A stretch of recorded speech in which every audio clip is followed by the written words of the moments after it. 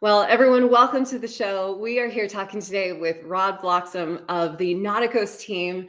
Rod, I'm so excited to have this conversation with you today because we're all a part of the group that's going to go on the next search, the next Nauticos search for Amelia Earhart. So welcome to the show. Well, thank you, Amelia. And it's a pleasure to meet you and visit with you about this subject. Yeah, and as we're starting to get to know each other, Rod, we are a part of a really cool club together. We're all a part of Nauticos. And this is a group that's been out to search for Amelia Earhart out in the South Pacific Ocean, looking for her Lockheed Electra, as well as her navigator, Fred Noonan, right? And their disappearance since 1937. And you and the Nauticos team have been out there several times. So I kind of want to start from the beginning, right? The passion for this search for Amelia has been in your blood for so many years. You are a lifelong engineer. So before we get into all the Amelia stuff, why don't you tell us a little bit about your background as an engineer? Well, I got interested in radio communication, back when I was in high school. I grew up out in Western Kansas, and there's not a lot of technology. It's all education, lawyers, and farmers. So I really got going then at Kansas State University. I studied electrical engineering and got my degree and came to work for Collins Radio Company here in Cedar Rapids, Iowa. And I spent my whole career with Collins, other than worked for a year and then joined the U.S. Air Force. I spent a little over 4 years in the Air Force, and then went back to K-State for another year to get a master's in electrical engineering, and then returned to Collins Radio for the rest of my career. And it's been a great career. I really enjoyed working there. Where does that passion for engineering come from in your personality? Are you naturally sort of an inquisitive person who wants to figure things out? Yeah, I think so. That and the fascination with radio communication, how it worked. I mean, back in the 60s, I had this shortwave radio, and gosh, I could tune around, and your world got much bigger. I'm suddenly listening to radio broadcasts from Australia, from Russia, all over the world. And yet, in those days, we didn't travel very far, just around the state, and it was fascinating. It's what got me started, I think. If you can remember back, what was your very first memory of hearing about Amelia Earhart and her legacy and her disappearance? I know I'm a bit of a Kansas kid as well. I spent some time in my high school years in Tonganoxie, Kansas, and went to KU for a year. So there's references to Amelia all over Kansas. But when do you remember learning about her or kind of getting fascinated with her side of the story? Well, I probably heard about her in school someplace. We probably studied Kansas history in high school a little bit. And then I think I took a course in Kansas geography in college. But it didn't really resonate too much with me until I got contacted by Gary Bain, who was the vice president of Nauticos, worked for Dave Jordan at the time. And he came to Collins wanting to know if there were any radio engineers that were interested in helping him find Amelia Earhart. And I certainly didn't know anything in detail about what she did, what she represented, and why it was so hard to find her airplane at that point. So it didn't really stick with me for a while, and it was just kind of another volunteer request for some time. And I remember asking, I says, well, how much time are they asking for? And well, maybe 40 hours of your time. Okay. I was getting ready to go on a trip to Germany for work. And I thought, well, okay, 40 hours. When I get back, I'll probably be able to do that. So I went to the library the night before I went to, or the day before I went to the airplane, and checked out a couple books and read them. And that's how I first really got to know anything in detail about Amelia Earhart. And I came back, and after studying it for a while, I basically said, I don't think there's enough information here to tell Nauticos what they're asking. And there's some more story to that too. I was going to say there's some critical missing parts in her radio communications at the end of her disappearance, right? That I'm sure I know you were a big part of going forward, but in that moment, you were probably seeing like there's some missing info, right? Is that a correct assessment? Yeah, there just wasn't enough detail to do the kind of analysis that I envisioned they were asking for. They were basically saying, can you tell us how far she was from the island and the Itasca, which was stationed just offshore, how far she was at the various times she made these radio transmissions. And, I'm used to numbers and there just weren't any. So our first meeting, we had three other radio engineers and two guys that worked in our avionics division that were pilots as well as engineers in the navigation aids part of the company. And they were looking at it from, what did Noonan do? How did he navigate? And they were basically saying the same thing, the navigation there, we just don't have enough information. So we got to talking and then we sort of collaborated a little bit, said, if you guys could tell us this, we, the radio guys, could figure out that, and that would help you. And to make a long story short, this is the power of teamwork in solving these kind of problems. We tackled it then and got very intrigued with it. It took all of our time for the next several years just cranking on this problem. And I think one of the attractions is not only we realized how important Amelia was, especially in that day and age, what she was doing, how she did it, very charismatic, no big ego that we could see when we studied what she did, what she spoke publicly. And we said, this is a fascinating problem. Nobody's been able to solve. Maybe we could do it if we really work hard at it. And it's carried on from there. Oh, it's just so cool, Rod. I mean, you and your team that has grown into this really wide group, both within Nauticos and beyond, within the Collins Aerospace world or Rockwell Collins world, as they have evolved through the years, and your main organization. You talk a lot about teamwork. You love being a part of a team that's working on these group projects. What does that mean to you when you're collaborating? I mean, is that, now that I'm a part of the Nauticos team as well, brand new member, I'm getting to know all of you guys and having these conversations. I'm really lighting up about the teamwork aspect. It's keeping me motivated. Do you find that that's a component for you as well? Oh, I do. It's one of the powers of solving these very difficult problems. I mean, I learned this in my career even before I got involved with Earhart. A team of engineers, we were working on doing leading edge designs, and one person just can't do it all. I mean, you can have one person that's fairly broad in their background and experience to lead it, but you need experts in all these different areas. And that's the power of teamwork to accomplish these kind of things. So yeah, and the Nauticos team, it's the power there is there are so many different aspects to solving this problem that it takes a wide variety of people, not just technical people in one certain area. Uh, but I mean, we've got experienced pilots, we've got deep sea exploration experts, we've got sonar experts, we've got public relations people, as you are for us, and a host of other expertise areas. And it's necessary to really find, well, we got to find the airplane, and that's how we do it.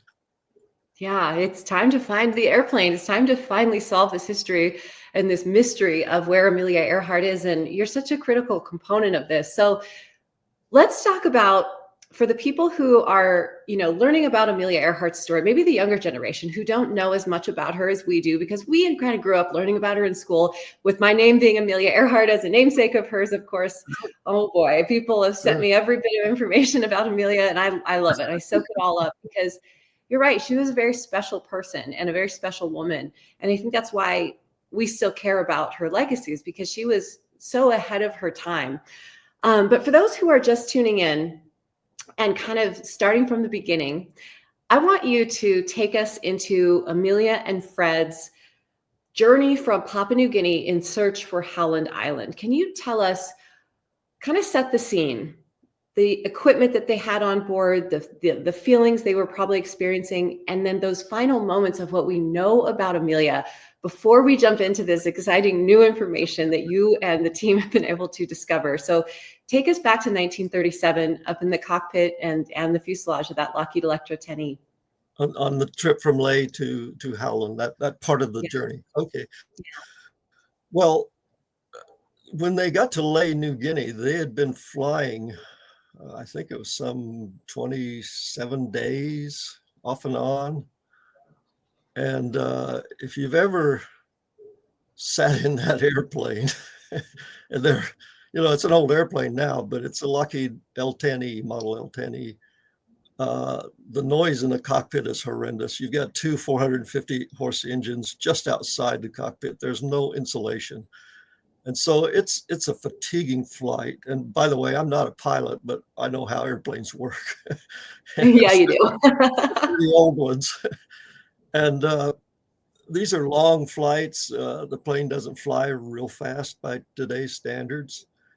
And they're flying over very primitive areas. And there's a movie interview she did prior to this trip, and the reporter asked her, what's the most dangerous part of this trip? And she says, flying over North Africa. The maps are no good. There's no towns. It's desert. If for some reason we have engine trouble and have to take a forced landing, we're in serious trouble. She didn't mention the Pacific, but I think by the time they got to Leh, now it really realized, this is a the longest leg yet. And so they've got to take the maximum amount of fuel. And there's no navigation aids out there. It's all Noonan doing dead reckoning. And then at night, being able to take a celestial shot to fix his location and to, are we on course? Are we making progress like we should? Because you don't know the winds necessarily. All you'd have is a 3-day-old weather report from Honolulu. Yeah, real useful, right? It's the best they had. And, wow. and communications with their destination was relayed through other radio stations out in the Pacific, whose operators were on duty during the daytime. And then, sun goes down, we go home. And so it might take a couple of days for a radio message to get between the two. Wow. Lots of handicaps in the whole thing. So they arrive in Leh. They spend a couple of days there. They test the radio in the airplane. They do some maintenance work on it. And they hold for another day because for Fred Noonan to do his celestial navigation, he has to accurately know what time it is.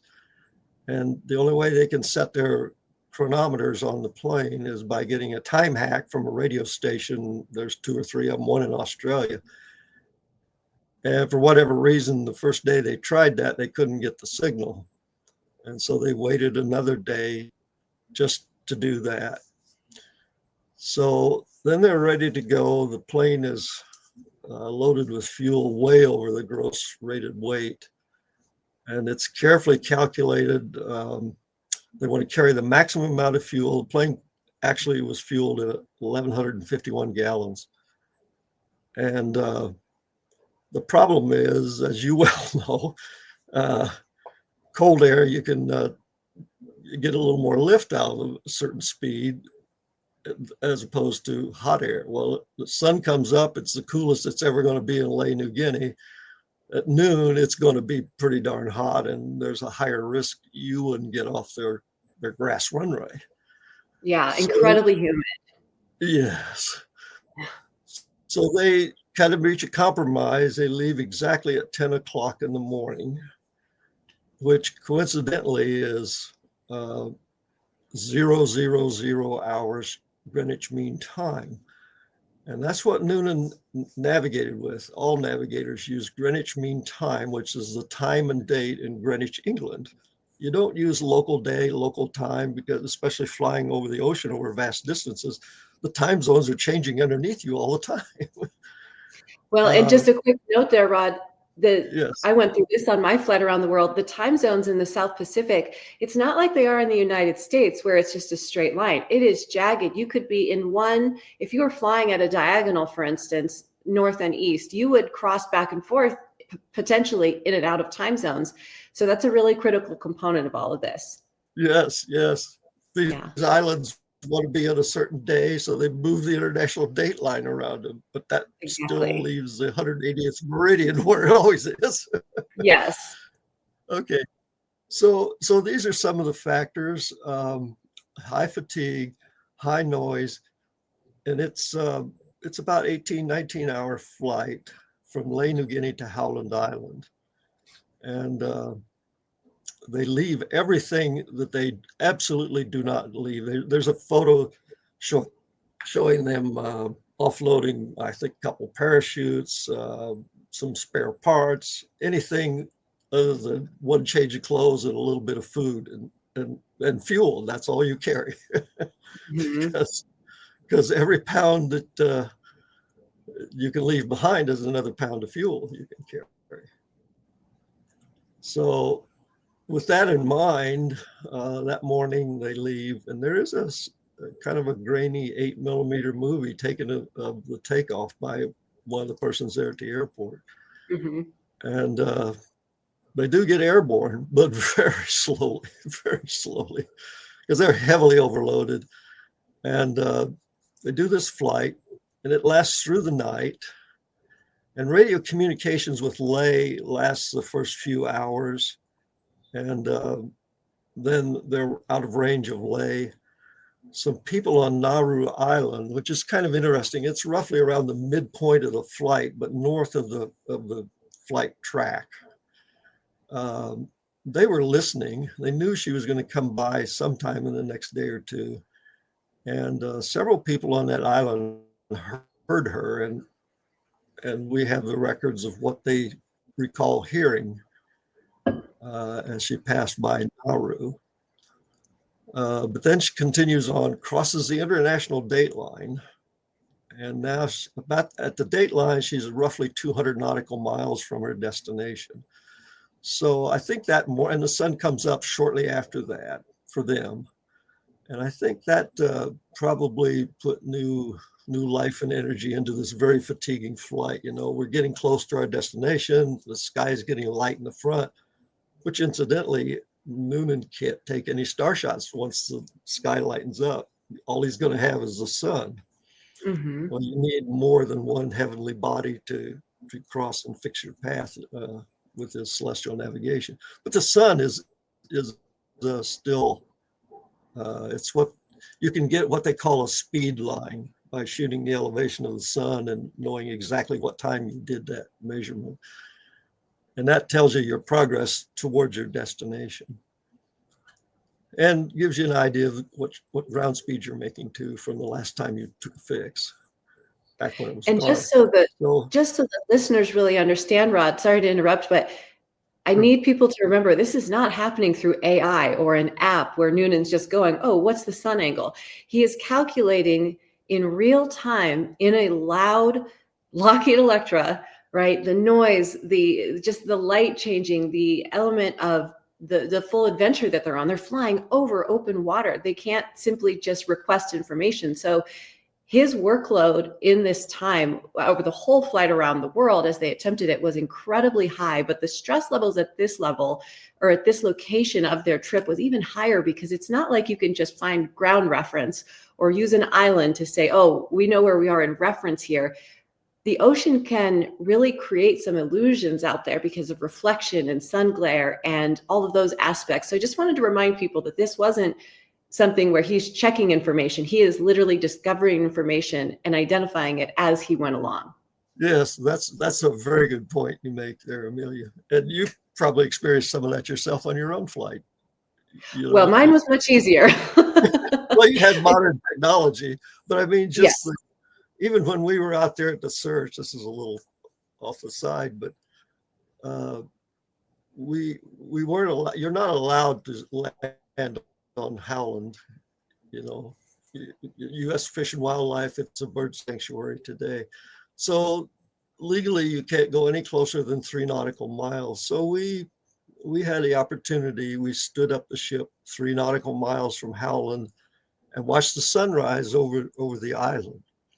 And I remember thinking, this scene has not changed in 80 years. This is the same water, the same island, the same sun, and we're seeing it just as Amelia and Fred did that morning as they approached that island. And it was kind of an interesting moment for all of us. It was anyway. Yeah. Back to the story. they they get to where Fred calculates they should be at the island, and of course they don't see it. And she radios that at 07:42. And now this time I'm given is in Itasca Standard Time. It's the time Itasca was keeping locally, because I think more people relate to it because of where the sun is and Yes. as the local time. But he's actually navigating with Greenwich Mean Time. And So, remind our viewers and listeners what Itasca is. oh, I'm sorry. Itasca is the U.S. Coast Guard vessel that was sent down there to aid in landing the plane, refueling the plane, and helping her with any maintenance or things that they might need. Because then from Howland, the next stop was Honolulu, which there's all kinds of facilities there in 1937, and then Oakland, California, and that completes the round the world trip for them. And the Coast Guard also was familiar with Howland because at that time, the United States was laying claim to what they called the Line Islands. There's 3 of them, Jarvis, Baker, and Howland, near the equator, which is where they get the name Line, by putting colonists. Now, the colonists were 18, 19-year-olds who had just graduated from Kamehameha High School in Honolulu. And they would live on these islands, 4 or 5 of them at a time, for up to 6 months, sometimes 4 to 6 months. The Coast Guard then would bring a new crew down. They would exchange crews and bring the others back to Honolulu for 4 months of rest and then cycle them back and forth. So they were making trips between Honolulu and Howland roughly every 4 to 5 months. So this wasn't anything new for them. They had been there before. But this was a big deal for them because here's this world famous pilot, and the world's attention is on her, and we've got to make sure everything happens and works right. And all of a sudden, they get this radio message that, and as if it's coming in loud on their receiver on the ship, "We must be here, but we don't see you." The unsaid words are, "Therefore we're lost." If we don't see you. And so at that point on, the tension was very, very high, had to be on the Itasca. And I'm not so sure Amelia was really worried at the time. The people described the tenor of her voice on the radio, and they didn't detect any panic or anything until much later, when I think she realized we're out of fuel. There's only one outcome here. This plane's going on the water. And at that point, there was high stress in her voice. And we actually interviewed one fellow who was 91 years old, but he was a 19-year-old crewman on the Itasca and listened to the radio and heard her voice and described what it sounded like to us. So, I mean, to have that much responsibility at that young age, too, to be responsible for this American hero, essentially, that's flying around the world or attempting to do so at such a young age. You're right.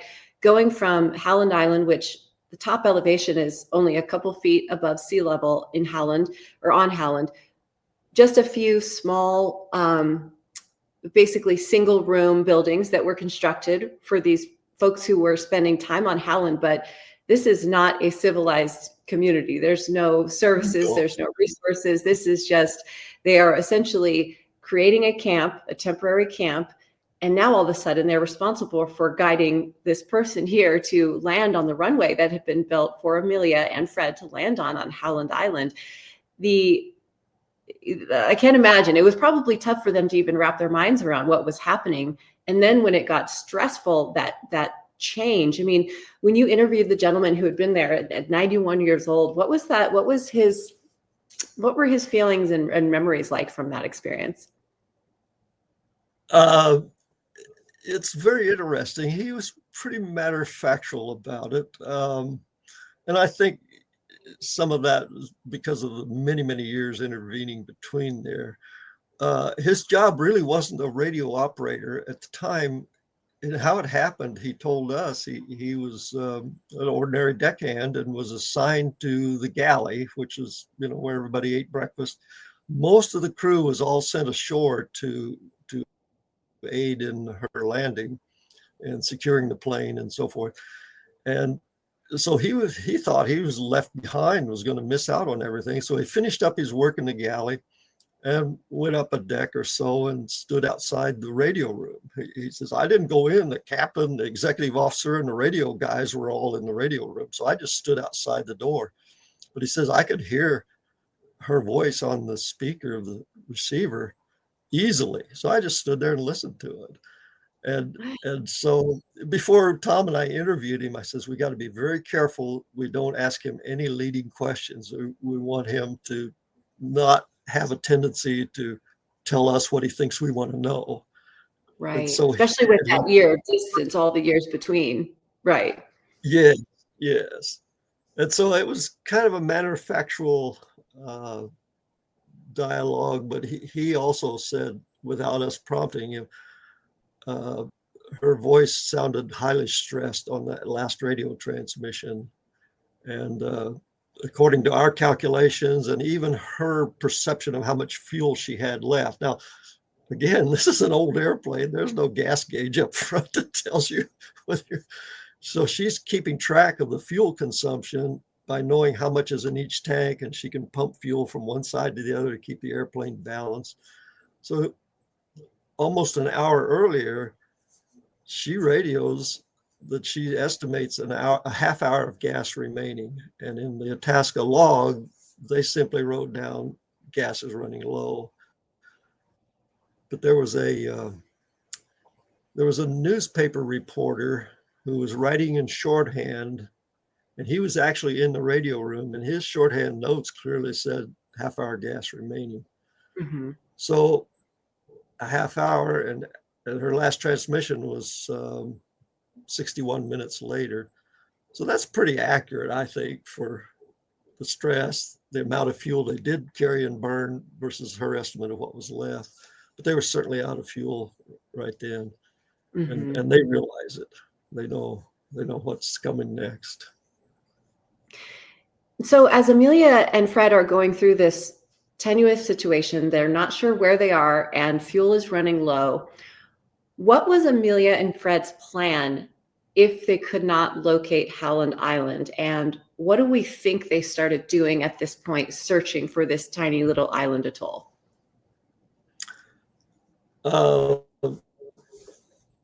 After she announces probably a half hour gas remaining,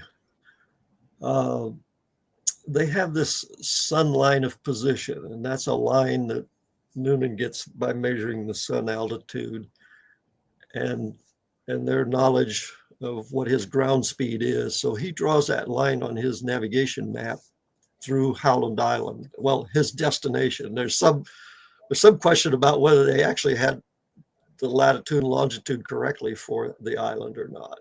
So there's a little, it could be a 6 mile error in where they were aiming for. And 6 miles, you say, well, gosh, that's not a whole lot. You can fly around and find it.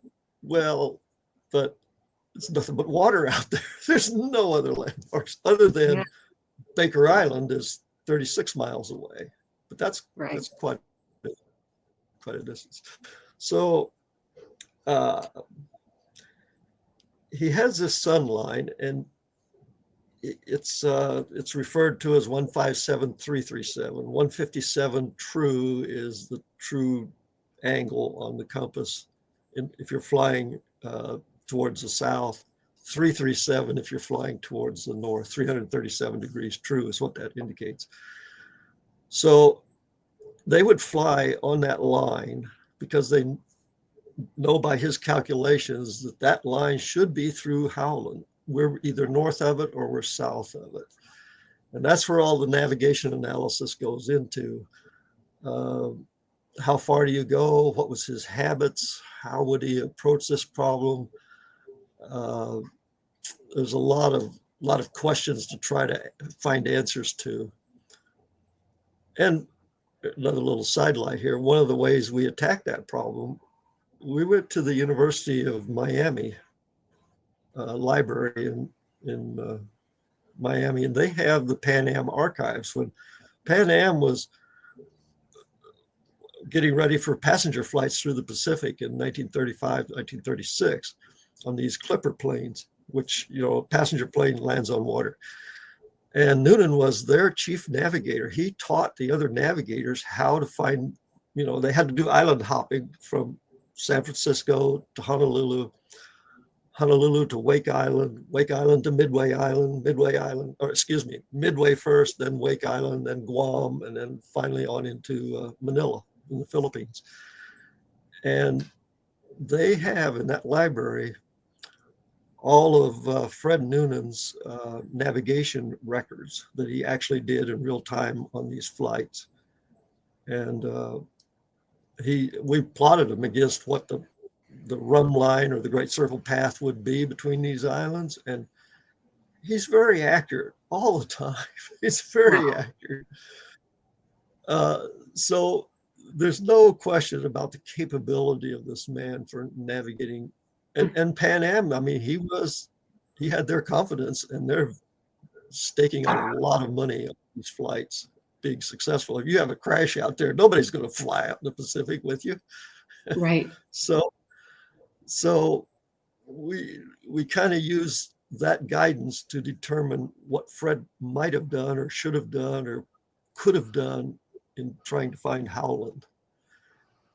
And one of the big differences is, and I think this may have been one of the things that contributed to his inability to find the island.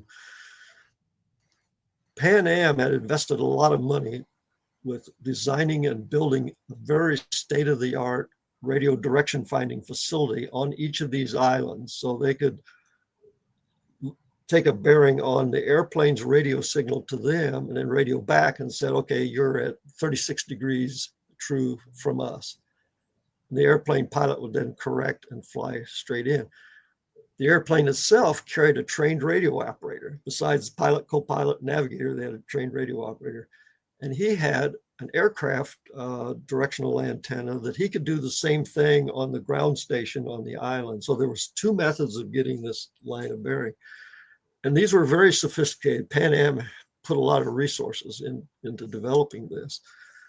And I think Noonan was used to, you know, I get close with my navigation, and then this radio line of bearing takes the plane right straight in. There's no fooling around. And I kind of think, this is my opinion, that, okay, the US Coast Guard, they've got direction finding. Amelia's got the latest from Bendix. Bendix had top-notch aircraft radio equipment. She's got their loop antenna on board. We're going to do it just like we did it in Pan Am. The problem was there was a lot of little failures and miscommunications and lack of detailed training and understanding on doing it. And so the indications are the radio direction finding wasn't available to help them, and therefore they didn't find the island. Yeah, and then the thing about that type of navigation, when you're using dead reckoning, celestial navigation, and all these components, it's all about the angles. So if you're using one piece of information, if anything is off, it creates a chain reaction of misinformation that can skew the entire data set. Is that correct? Yes, that's an accurate way to put that. Yes. Mm-hmm. So it's, if you're operating off your current understanding, there's a, you know, there's got to just be a feeling of, wow, I just hope everything else leading into this is correct. And so it's not difficult to understand how that their disappearance could happen, right? If all things went perfectly and they would have located Howland Island, we wouldn't be having this conversation right now. But unfortunately, Amelia and Fred never found Howland, and still to this day, it's one of the world's greatest mysteries. But now, all these years later, after your initial introduction and you starting to partner with Nauticos, I want to fast forward, Rod, to when you were able to, because of your expertise within the radio world and because of your love for ham radio operations, you and your team were able to actually find the same parts from Amelia's radio and reconstruct this to do a new modern day test to try to figure out what happened. And this is really the heart of why I wanted to have this chat with you today, because this is Okay. incredible Okay. what we've pulled off. So dive into that part of it. All right. Well, when we first started with Nauticos, it was late in 1999. So here we are in 2025. We've spent 25 years at this project, and we haven't found it yet. But we've learned a tremendous amount of information. And one of them, as you pointed out, was a recent test where we recreated as accurately as possible the radio systems uh, that Amelia had on the airplane, as well as what the Itasca used to hear her voice on the ship. And this took quite a bit of time because the radio that she used to communicate with was built by Western Electric. And it was a very expensive radio back then, so they didn't make very many of them. And it took us we found it in 2019. So it was like 19 years of looking before we actually found one. And as far as we know, it's the only one in existence. And it had not been restored, it wasn't operational. But the owner agreed to sell it to me. I didn't hesitate. I bought it immediately because I knew how rare it was. And so over the next few months, I restored it back to specifications. You know, I had to buy some new tubes. Now, a 1936 vacuum tube from Western Electric that might have cost, I don't know, $10 back then was 500 today to get a brand new one because they're rare. And it's not like you just Anyway, pop into Radio Shack to pick it up, Rod. You are finding these by that's right. deep searches of obsession and knowing this world inside and out. So I want to really emphasize that this was not you just hop online and Google and buy it on eBay. These were in-person searches to really evaluate whether or not it was even the correct pieces of information and equipment, right? Right. Right. Yeah. Yeah. Well, now the internet did help us because we could find the manuals and the specifications that somebody had scanned from way back. But Yeah. anyway, so we restored the transmitter, and previously we had looked for the specific model of receiver that the Itasca had, and we had found. I think we've located 6 of them several years earlier. There's one in the museum up in just outside of Toronto. There was another one in a museum in Bloomfield, New York, the Antique Wireless Association. Anyway, these museums allowed us to come restore their receivers, run a whole series of tests to verify what the performance is and evaluate, collect parameters from them. And then I was able to buy over the years 2 myself. And so we had that, and they were restored to specifications.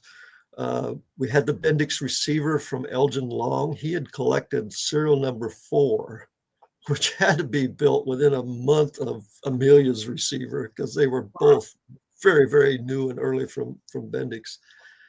So Elgin supplied the RA1 Bendix receiver, and I was able to buy 2 of the loop antennas that went on top of the fuselage that worked with that receiver. So the long story is we collected all of this, we got it all together, and what do we lack now for recreating this? Well, it has to be over salt water because that affects the radio propagation. We need an airplane, a Lockheed L-10. We found one that might have been made airworthy, but there was a lot of factors just to make that one a reality for us. So the next best thing is the first cousin to the L10E is the Beechcraft 18. They're very similar in size, and there's a lot of Beech 18s built. We needed to find somebody that owned one that was willing to let us sort of modify it, put the antennas and the radios on it. And you know, Beech 18s are like collecting Corvettes, you know, you want to cut a Yeah, hole in it? No. that's a big ask. So, so I thought that's going to be the biggest hurdle, not restoring these radios. It turned out we interviewed several companies that did a lot of experimental aircraft work. And we visited a company called Dynamic Aviation up in the Shenandoah Valley of Virginia. And these people were just fantastic. they had an interest in historic aircraft. They owned 2 Beech 18s. And to make a long story short, we partnered with them. They supplied the Beechcraft aircraft, the pilot.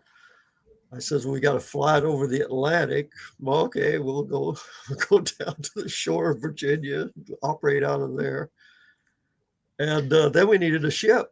And we found another fellow that joined the team whose family had a connection with a historic oyster buy boat on Chesapeake Bay.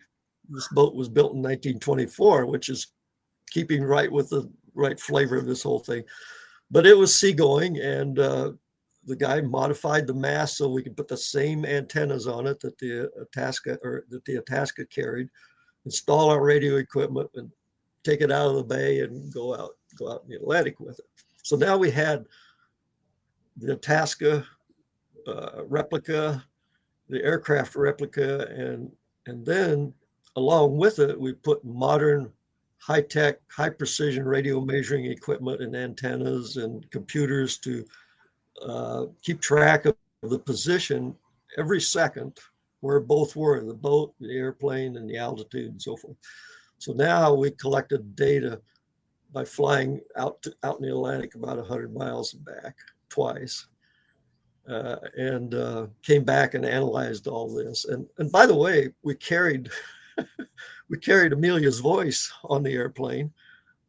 Sue Morris kind of trained her voice, and she spoke the same words that Amelia spoke that are recorded in Itasca's log over the air. And we recorded, of course, the transmissions digitally and collected all this data, which then took about an hour or about a year to analyze and publish a report on. Wow. One interesting sidelight, we got to thinking, we got clearance from air traffic control. I mean, we're going to fly out there. We want to stay at 1,000 feet for 100 miles. And whoa, what are you doing? Oh, that is unheard of in aviation. Altitude is your Yeah, friend over the water. You want to be as high as possible, and 1,000 feet is nothing. You are on the that's right. water. That's right. Wow. So You know, Rod, what really there's strikes me a before you, lane. well, I Oh was yeah, just going to go say, ahead. Rod, before we move on to the next part of this story, I just really want to just point out the difficulty and the complexity of this, because you're still working a full-time job while you're doing all of this. You're bringing together the components of the aircraft, the ship, the radio pieces, the crew, Sue, incorporating Amelia's voice into all of this. How did you keep all of this momentum going with something that was so tied to history and was such a complex challenge in a modern world? How did you balance that? Well, by the time all this happened, I'd retired from college, so I was working after Okay. 2010. So I had the time to do these kind of things, and I had a lot of help too. I mean, this was a team effort. You'll interview some other folks that were involved, and I got to give a lot of credit to Dynamic Aviation. I mean, they jumped on this; they were intrigued with it just like we were. And at first, here's some side stories. He says we hadn't even talked about costs yet, and we kind of had an estimate in our own mind, and we give him this briefing, and he says, I think we got to do this. We'll just do it for our cost. Well, I thought, well, that's great. 2 weeks later, they thought about it some more, and they says, I tell you what, we'll just do it. so, so we were Wow. in. I mean, it's that kind of, I don't know what you want to call it, intrigue with solving this problem that Yeah. it's infectious, and they caught the infection from us, I guess. Yeah. So It's so easy that's to a big do. enabler. It was a big enabler for us. Yeah. Anyway, I had another little side story. Uh, we got clearance. There's I think it's 20 nautical mile wide uh, air route leading out of Norfolk, Virginia. Either side of it's a military testing, and you don't fly out there. So we were being very careful to go right down the middle of it. We had 10 miles on either side of us. and the air traffic control, of course, they're watching us on radar and things because we're 1,000 feet all the way out. And the day before, I thought, we got to tell the Coast Guard and several other people, if you happen to be tuning around and hear our transmissions, and it sounds like Amelia and says, we're on the line 157, we don't see you, we're in trouble, all this, it's not real. We don't send search and rescue out for us. So we made a lot of phone calls to tell people, what we were doing to make sure there wasn't any uh, unanticipated bad publicity. That's a great point. It's not often we do much role playing in aviation. It's either you're doing it or you're not. But this is a very special scenario that you're trying to recreate here. And when you brought it all together and you're out there and you're on this 20-mile stretch at 1,000 feet, what were you able to determine and bring back from that radio test flight? What was the question? What were we most? What did you determine from all of this hard work with the ship and the aircraft and this Oh, test that you went out with? What was the final piece of information that was so exciting to bring back to this next search for Amelia? the one really, well, there was a couple things, but the one outstanding piece of information, and I can't give you the real numbers, but it allows a more confined area that the airplane had to be in at 0800 Itasca Standard Time than what any of our previous analysis had shown. And it's a pretty solid number that we have now. So that it's still an area, but it's much smaller than we had before. Now, between 0800 and 0843, which was our last transmission, the airplane can only fly so far in whatever direction you want to choose. It's only 43 minutes of flying. And so it narrows down by analysis then from that point where she could be at 0843. And that's the information now that we have. There's a 88-page report on how we got to the actual numbers. And bringing back that type of information and really isolating an area where she could potentially be, this is all, the thing that struck me most about Nauticos is the emphasis on scientific data.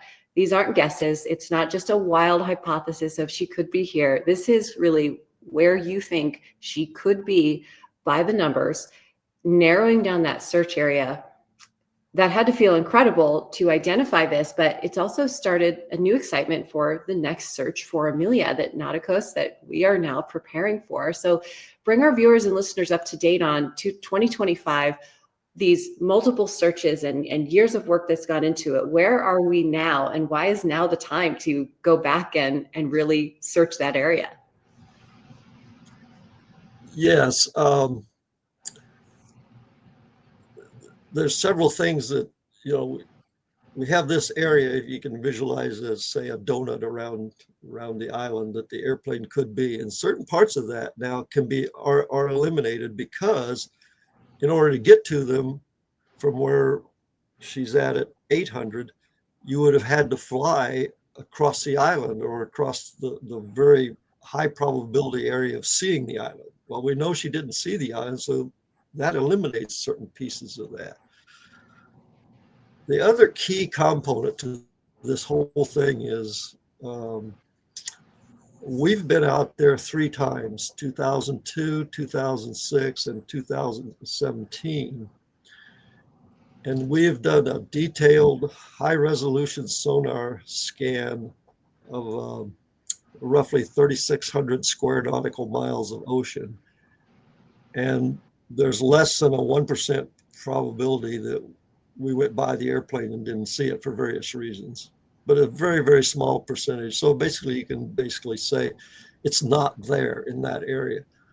So now the radio signal analysis and navigation analysis can predict an area where the airplane ditched. And you take out all this area that has already been searched, and what you're left is the high probability area to go search next. So a lot of people look at that negatively. They say, well, 3,600 square nautical miles and the airplane, you failed, you didn't find anything. That's a very important piece of information that until today, nobody has. And even today, Nauticos the only people that knows the exact coordinates of all of that. So those two things combined are what's very, very important about the probability of finding it on another expedition. I don't know, it's kind of complicated, but it's those two pieces working together that it's very complicated. And I want you, Rod, to, because you've been dealing with Amelia in this search for so many years now, and so I think you and the Nauticos team, what I'm noticing as the newest member of the group is that you all really downplay how much you have pulled off. You're so humble, and it's just so wonderful to be a part of this. But I want to amplify these stories that go, look at this incredible scientific process that's going into the next search for Amelia Earhart. That's why, and in my past, people have always asked me, they said, well, are you interested in being a part of the search, the actual search for Amelia Earhart? And previously in my life, as a namesake of hers, I would always say, well, I want to focus on Amelia's legacy while she was living, going into aviation, getting girls interested in flight, talking about what Amelia could do while she was still in control. So I've said, I'll let the experts focus on the search for Amelia. But in recent years and following Nauticos through the years, especially in comparison to some of the other searches that have gone on for Amelia, I've just been so drawn to the Nauticos team because of how methodical you are about the scientific side of the search. And I just really want to say thank you for that, because that's what the world needs more of, right? AI can do so much in today's day and age. This is one of the very few mysteries in the world that is truly being solved through all of these years passing by. It's being solved by humans collaborating together on this incredibly specific moment in time. And with you honing that information in, I just want to say thank you for that and give you just acknowledgement for how much work went into it, because you really do downplay it. Well, that's what engineers do, I guess. That is true. That is true. But I guess just from we want to say thank you. Well, but as you mentioned, I think you bring in a very important part to this team, because we're all specialists in various technical areas.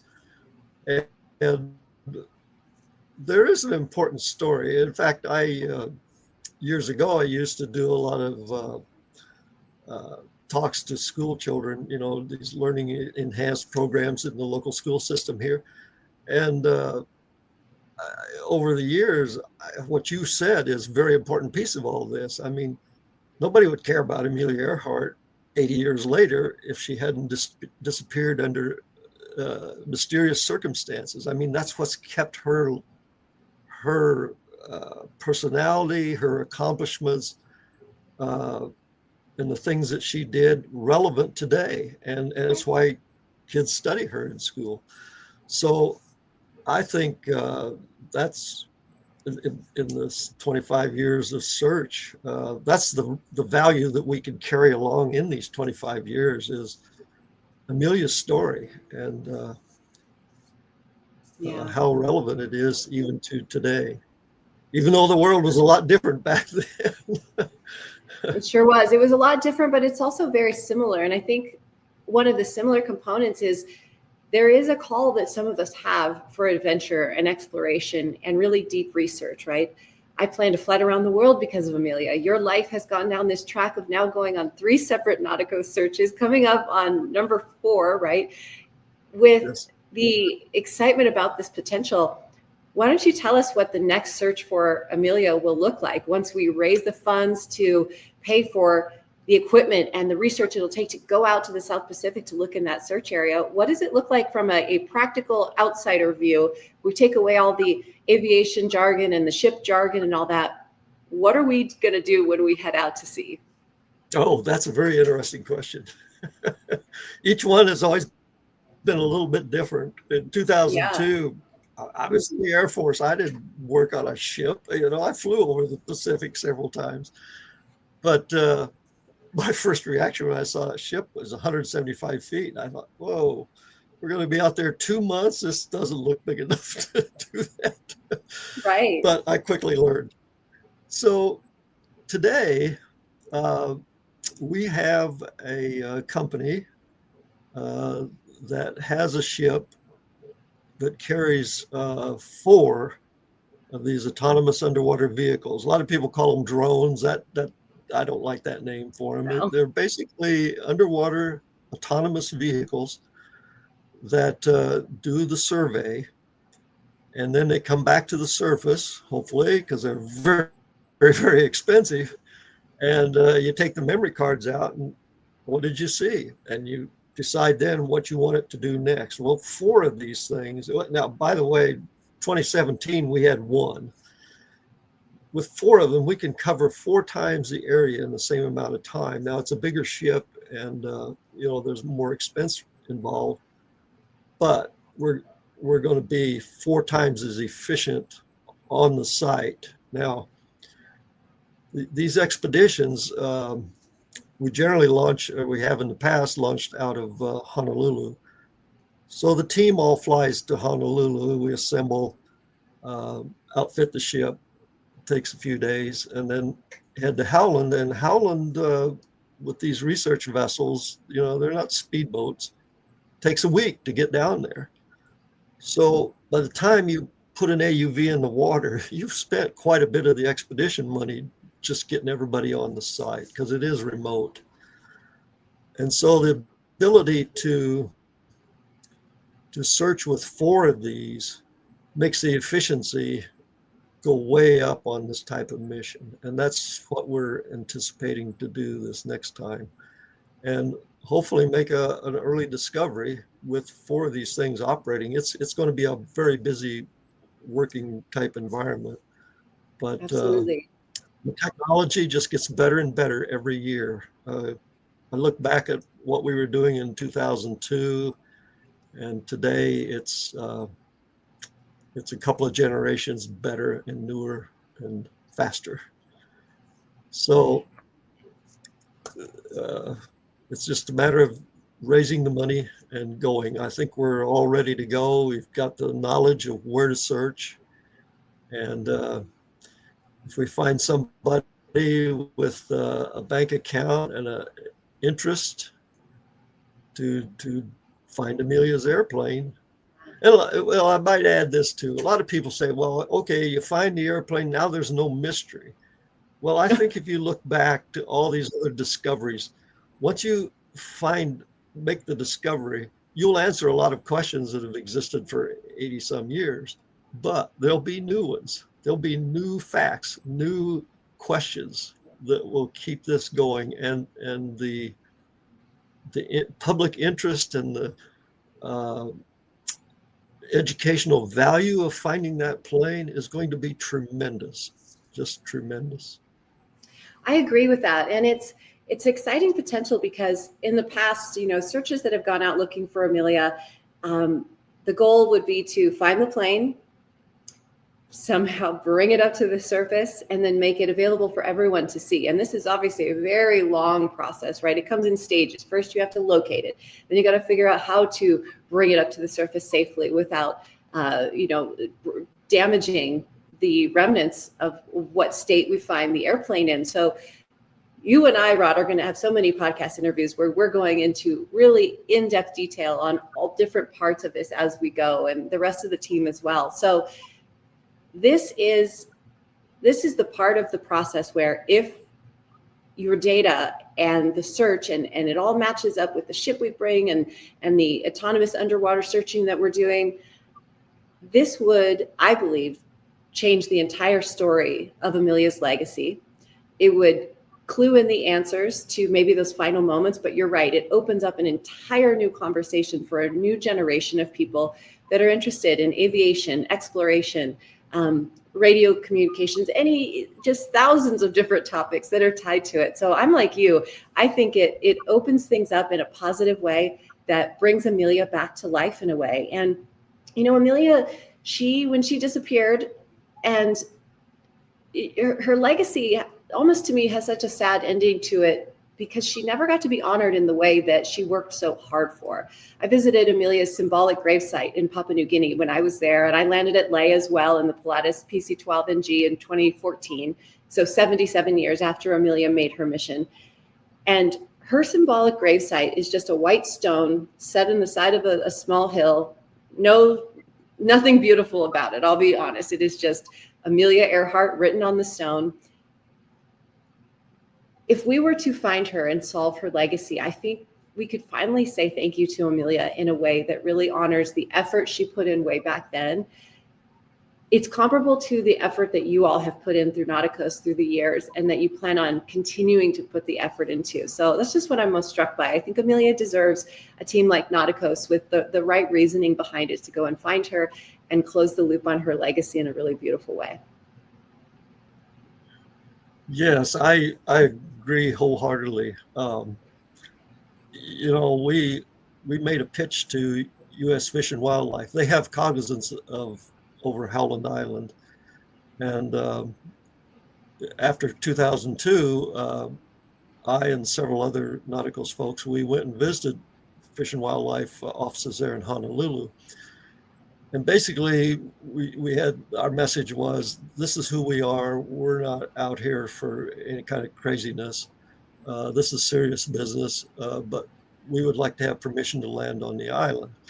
And their answer was absolutely not. It's unless you have some scientific research that will benefit the birds, you can't go on the island. And I says, well, our second thing that we could do is that in the 60s, the U.S. Coast Guard built a monument to Amelia on the island. It's they call it a day beacon. It's basically like a little tower, that would have a light on it if it was manned, but it doesn't, and a sign on it. And since then, it's crumbled, and you can still see a little bit of it sticking up from the island. I said we could go on there and restore that, and it should be done. I says, Yes. Just as a monument. I said, here's a United States territory for one of the most famous female aviators in American history, and there's this crumbling tower. That's not right. And I think we'll surely give it another shot. That once we find the airplane and there's this, we can gather some huge public support, the Fish and Wildlife will have to let us or somebody put that monument back up and commemorate her achievements. I agree. I would love to see that happen, because I was going to say, Rod, the pictures I've seen of that little lighthouse. Excuse me. Oh, sorry, no, Rod. Go ahead. You go ahead, Rod. I was going to say the other similar thing that I've preached to the Nauticos team is, and this is way out. I mean, there's a lot of engineering going to have to figure out how to bring that to the surface, how to preserve it. And they basically say, if once we get it to the surface, it has to go back into salt water. It'll go into a ocean-going barge that's covered in salt water. Otherwise, it starts corroding immediately. Right. And I says, so where do we take it? I says, well, let's take it to Honolulu, display it for a while, take it to Oakland, California, and then go into the conservative institutes that know how to preserve artifacts from deep ocean. But that symbolically completes the airplane's flight around the world. Yes, So and I don't that's what I know. love We'll see about how that these that ideas full go. circle. Yeah, that full circle element of it is so exciting to think about bringing her back to Honolulu. That was the next intended stop after Howland, Honolulu back to Oakland. Yes. And I'll say when I did my flight in 2014, flying over Howland, and of course I wasn't allowed to land because, like we said, Yep. it's a preserve area and there's also no runway. So I was able to fly over only at 27,000 feet and circle overhead and continue on to Honolulu and then back to Oakland. And it felt like leading up to Howland on the flight around the world, I felt like I was chasing Amelia around the globe. But in a way, over Howland, I felt like we symbolically picked up her essence and her desire to complete the flight safely and symbolically carried her back on the rest of the trip. And I felt never closer to Amelia at any point in my life than I did circling over Howland, knowing that she is down there somewhere. The fact that I got to see Howland Island with my own two eyes from above was incredibly powerful. So I think that's what we all have in common on this new Nauticos team that's growing and developing through the years, is that we aren't just after finding the plane for notoriety. We all deeply care about her legacy and doing it in a way that's so respectful and for the right reasons. So that's really what's warming my heart about all of this. And I couldn't be any more grateful to be involved. And as we wrap up here in our very first interview, Rod, I want to point out to everyone, you are the first to jump on and start these podcast series so we can teach the world about everything Nauticos is up to. What kind of final thoughts would you like to leave us with on why people should get excited about this search? Why should everyone care about it in 2025 and beyond? Well, from a technology standpoint, there's a lot of science that should be interesting to a lot of, especially younger folks, and even the older folks that have worked in these fields. Yeah. It's an application of science and technology, and it's a broad range of topics too. We've only touched on a few of them. Yeah.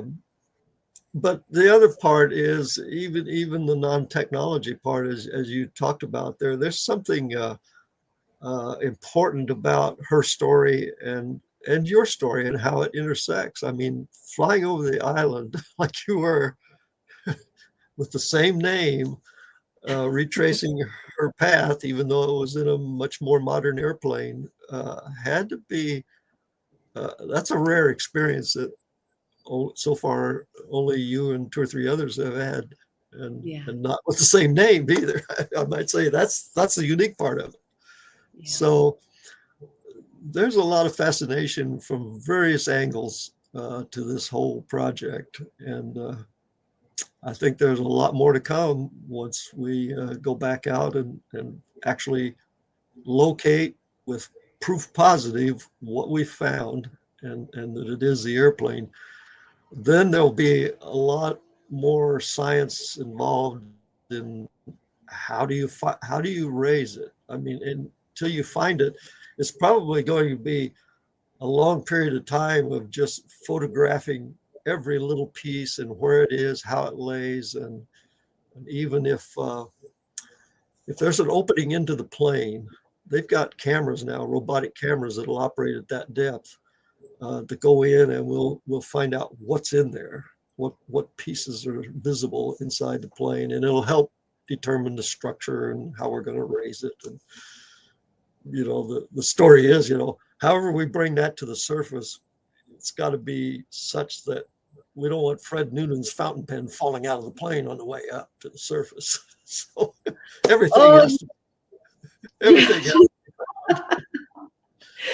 has So there's so many exciting components. And one of the things we talked about in one of our team meetings was that if there's pressed paper between leather, that those pieces of paper, once brought up to the surface and dried out properly, we could actually see some of the notes that they were writing. Is that correct?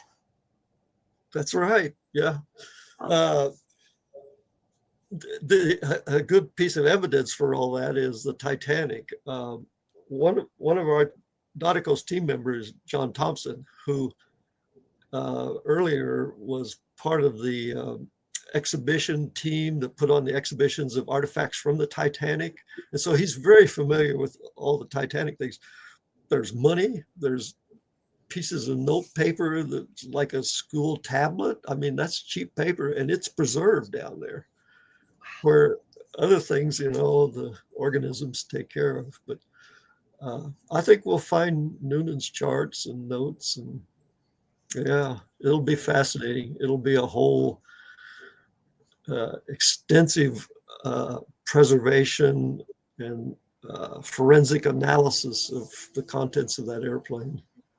Oh, Rod, I And can't we'll wait. know a lot about how she managed to ditch it too. I mean, just in what condition it's in. Yes, yes. Boy, this feels like the beginning of a new chapter of my life as well, Rod, getting involved with you all. I think even just this conversation here, sincerely, it's gotten me thinking about the importance and the global impact of this when we do locate her with your data that you were able to discover from just being curious about the world. You and the rest of the team have a deep curiosity built within you that I share as well. And I think that's what's going to make this trip a success. So as we continue having these interviews and we keep teaching our new audience and our hopefully, our new social media element podcast side of all of this, I want them to fall as deeply in love with this search as you are and the team and as I'm becoming. So I just want to say thank you for that. And until our next conversation, I wish you blue skies. But Rod, thank you so much from the bottom of my heart. Well, thank you. And thank you for contributing your talents and experience to Nauticos. I think you're going to enjoy this, and it's going to be a very collaborative, fruitful endeavor with you on board with this team. It's an exciting prospect of going forward from this point. Oh, thank So you, thank Rod, you. so much.